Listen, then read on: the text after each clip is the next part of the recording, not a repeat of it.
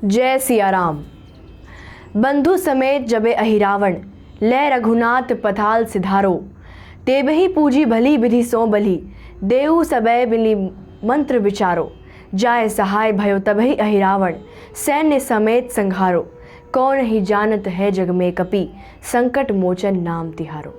अर्थात लंका युद्ध के दौरान जब रावण के कहने पे अहिरावण ने श्री राम जी और लक्ष्मण जी का अपहरण करके पाताल लोक ले गया था और अपने देवताओं के सामने उनकी बलि चढ़ाने की तैयारी कर रहा था, तब हे हनुमान जी, आप ही श्री राम जी और श्री लक्ष्मण जी की सहायता करने के लिए आए थे और अहिरावण का सीना सहित संगार भी किया था। संसार में ऐसा कौन है जो कि संकट मोचन को नहीं जानता। हनुमान जी की महिमा अपरंपार है। हनुमान जी के जितने भी अनुभव हम सुनते आ रहे हैं, उन सभी अनुभवों में हनुमान जी अपने भक्तों की सहायता अवश्य करते हैं। चाहे जिस भी संकट में भक्त फंसा हुआ हो, हनुमान जी उस भक्त को उसके सभी संकटों से हटा देते हैं, सभी संकटों से उबार देते हैं। हमारे बजरंगबली ऐसे ही हैं। आज का जो यह अनुभव है वह काफ़ी प्रेरणात्मक है, इससे आपको काफ़ी प्रेरणा मिलने वाली है। तो इस वीडियो को एंड तक ज़रूर देखिएगा और साथ में अगर आपने चैनल को सब्सक्राइब नहीं किया है तो अवश्य करें और साथ में इस वीडियो को एक लाइक ज़रूर दें। और पिछले वीडियो में आप सभी भक्तों के हमें सही उत्तर प्राप्त हुए हैं, उनमें से 3 लोगों के नाम को मैं शॉर्ट आउट करूँगी, जो कि वीडियो के अंत में करूँगी। तब तक के लिए बने रहें। हमारे हनुमान भक्ति की एक भक्त हैं जिनका नाम है कंचन जी। इन्होंने हमें लिखा है कि मैं सौभाग्यशाली हूँ जो कि मैंने एक भक्ति करने वाले परिवार में जन्म लिया है।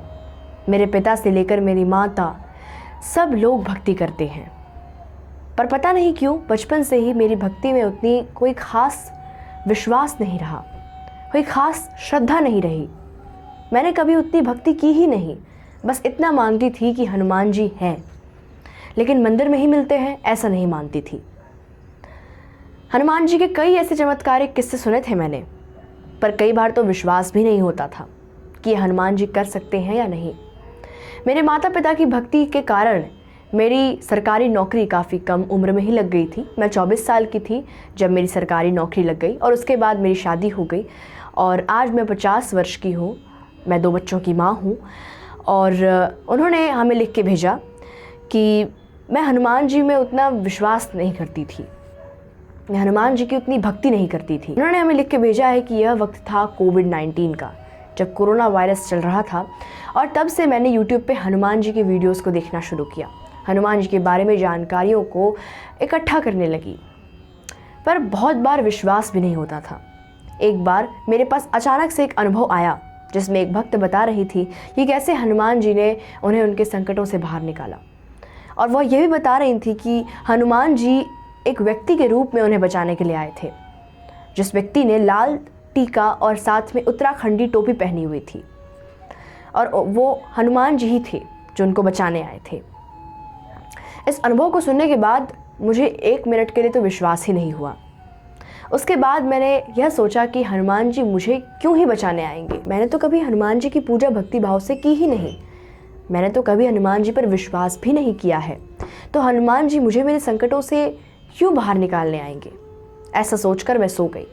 अगले दिन मैं अपने काम पे जा रही थी और मैंने अपनी एक्टिवा ली और मैं जाने लगी। मैं आराम से स्कूटी चला रही थी, मैं आराम से ड्राइविंग कर रही थी और तभी एक मोड़ आता है जहाँ पे मुझे मुड़ना था और जैसे ही मैंने अपनी स्कूटी उस तरफ घुमाई, एक व्यक्ति सामने से बहुत तेज़ी से आया, वह भी बाइक पे ही था और हम दोनों टकराते टकराते बच गए। मैंने मन ही मन भगवान को धन्यवाद दिया कि अच्छा हुआ कि मैं नहीं टकराई, वरना बहुत बड़ा एक्सीडेंट हो सकता था। मैं अपनी स्कूटी देखने लगी और उस व्यक्ति पर बड़बड़ाने लगी कि तुम्हें ढंग से स्कूटी चलानी चाहिए, तुम कैसे स्कूटी चला रहे हो। मैंने इस तरीके से बड़बड़ाना शुरू कर दिया। वह व्यक्ति मेरी बातों को बड़े ध्यान से सुन रहा था। बाद में जब मैं स्कूटी पर बैठकर जाने लगी तब उस व्यक्ति ने मुझे टोका और बोला कि मैडम आप ही रॉन्ग साइड से आ रही थी। मैंने उनकी बातों को इग्नोर किया और मैं आगे बढ़ गई, पर रास्ते में मुझे अचानक से याद आया कि कहीं वे हनुमान जी तो नहीं थे, क्योंकि उस व्यक्ति ने वैसी ही उत्तराखंडी टोपी और लाल चंदन लगाया हुआ था, जो कि वह भक्त अपने अनुभव में बता रही थी। बस इतना सा ही सोचने की देरी थी कि मैंने पीछे पलट कर देखा, लेकिन वह व्यक्ति वहां से गायब हो चुका था। मैंने मन ही मन हनुमान जी को धन्यवाद दिया कि हे हनुमान जी, मैं तो आपकी भक्त भी नहीं थी, मैंने तो कभी आपकी भक्ति भी नहीं की, ना ही आप पर कभी विश्वास किया, और आपने मुझे इतना बड़ा संकेत दिया, बड़ी सीख दी। मैंने मन ही मन हनुमान जी को धन्यवाद दिया और तभी से मैं हनुमान जी की भक्ति करना शुरू कर दिया। आज भी हनुमान जी की बड़ी भक्ति भाव से पूजा आराधना करती हूँ। यह अनुभव हमें कंचन जी ने लिख के भेजा था और इस अनुभव में उन्होंने बताया है कि कैसे वो हनुमान जी की भक्त भी नहीं थी, उनको हनुमान जी पे विश्वास भी नहीं था, पर फिर भी हनुमान जी ने उन्हें इतना बड़ा संकेत दिया, उन्हें इतनी बड़ी सीख सिखा कर चले गए हनुमान जी।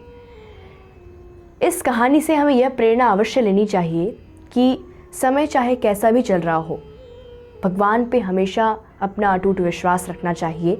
और हनुमान जी हमें कभी ना कभी संकेत अवश्य देते हैं, पर हम उनके संकेतों पर ध्यान नहीं देते, हम उनके संकेतों को इग्नोर कर देते हैं। हनुमान जी हमें जीवन में कई चीज़ें सिखा के चले जाते हैं, पर हम उन चीज़ों को समझ नहीं पाते। बस आवश्यकता है हनुमान जी पर अटूट विश्वास और श्रद्धा रखने की। बहुत बहुत धन्यवाद कंचन जी, जो कि आपने हमारे साथ इतना अच्छा अनुभव शेयर किया है। और अगर आपके पास भी ऐसे ही कुछ अनुभव हैं तो हमें hanumanbhaktidhara@gmail.com पर मेल अवश्य करें, और आपके भी अनुभव को हम अगली बार सभी भक्तों के साथ साझा करने वाले हैं। और पिछले वीडियो में सभी भक्तों ने सही उत्तर हमें लिख के भेजा है, उसमें से 3 लोगों के नामों को मैं शॉर्ट आउट देने वाली हूँ। सबसे पहले हैं अंजना प्रजापति जी, आपका बहुत बहुत धन्यवाद। उसके बाद है विष्णु कुमार जी, उसके बाद है त्रिशा बहुरा जी, आपका बहुत बहुत धन्यवाद। आप सभी भक्तों का बहुत बहुत धन्यवाद, आप सभी ने सही उत्तर दिया था, पर उनमें से सिर्फ 3 लोगों के नामों को मैंने शॉर्ट आउट दिया है। जैसा कि हर वीडियो में मैं आप सभी से एक ना एक प्रश्न अवश्य पूछती हूँ, तो आज का जो प्रश्न है वह यह है कि अशोक वाटिका को नष्ट करने पर हनुमान जी को रावण ने कौन सी सजा दी थी? इसका सही उत्तर हमें कमेंट में अवश्य दें, और साथ में अपना नाम और जिस स्थान से आप कमेंट कर रहे हैं वह स्थान भी हमें अवश्य लिखकर भेजें। अगले वीडियो में मैं 3 लोगों के नाम को अवश्य शॉर्ट आउट दूंगी। तब तक के लिए बने रहें। जय सिया राम।